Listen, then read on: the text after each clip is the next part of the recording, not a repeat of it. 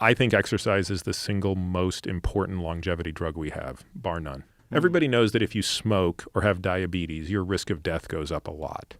But your risk of death from having high cardiorespiratory fitness goes down by much more than your risk of death goes up from smoking or diabetes. So smoking and diabetes will double or triple your risk of death, depending on the time frame you're looking at. Having very high cardiorespiratory fitness, so having a VO2 max that is elite, we would define that as the top 2.5% of the population, compared to below average, is a 5-fold reduction in all-cause mortality. Wow. Death from any kind. We don't have drugs that have a 5x reduction in mortality.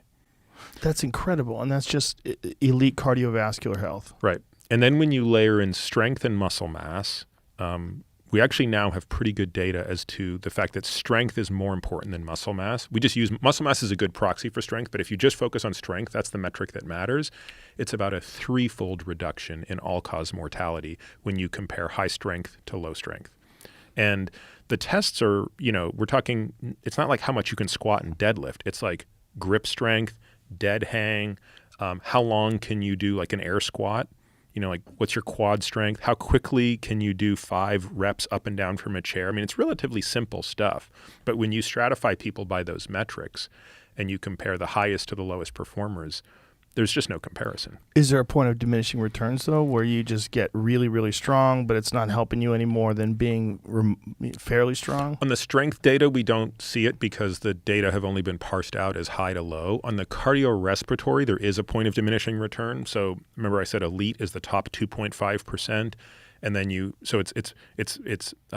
we break them into 5 categories, but they're not equal in bucket size. You get most of the benefit, honestly, by going from not fit at all to average fit. That gives you 3 of the 5X. Say if you take a 52-year-old male that doesn't have a history of cardiovascular activity, maybe they, lightly work out at the gym or something like that. What particular exercises do you think are the best to achieve that result? So we start with a base of zone 2. So this zone 2 is that lactate thing I was talking about. So your zone 2 is defined as the highest level of aerobic output that you can generate while keeping lactate below 2 millimole. So I think a bike is the easiest way to do this because stationary or? Stationary, just because you can keep it steady state. When you're on the road, you're all over the place. But so if you're on like a stationary bike, and and also wattage is such an easy metric for people to understand. So how many watts are you putting out, right? So the first thing we would do is say you probably need to be doing at least 3 hours a week of that zone 2, which is building an aerobic base. So 4 45-minute sessions at zone 2, constantly driving it up. And honestly, 1 session of VO2 max training per week. And the best protocol for that is the 4x4 protocol. So that's 4 minutes at the highest output you can sustain. So here you could do it on an air bike or something, right? Mm-hmm. So you could do what's the highest wattage you can hold for 4 minutes and then 4-minute recovery and do 5 of those sets once a week. Mm-hmm. So when you're doing that, do you think that the best is like an Airdyne that works the arms and the legs, or do you think just a regular bike that just works the legs? Like what is? For zone 2, I mean, it really just matters that you're consistent, but I think most people find you can do a higher output when you're on an air bike in terms of absolute wattage because you are leveraging upper and lower body. Mm-hmm. It really doesn't matter that much. I mean, you can do this on a treadmill, you can do this on a stair climber, you can do this on any kind of cardiovascular activity, but you need 45 minutes 4 times a week. That seems to be the minimum effective dose on zone 2. Now, if someone's super deconditioned, it can probably be 3 30-minute sessions to start and they'll see benefit.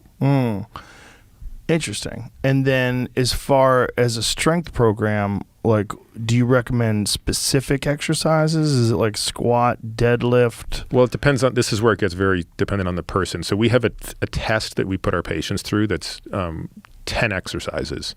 And they're all basically normalized to your body weight and gender. So like a dead hang. So how long can you hang from a bar dead? So for how long should you be able to hold? Well, we hold males to the standard of 2 minutes.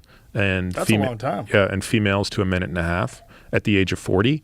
So then it gets discounted by decade.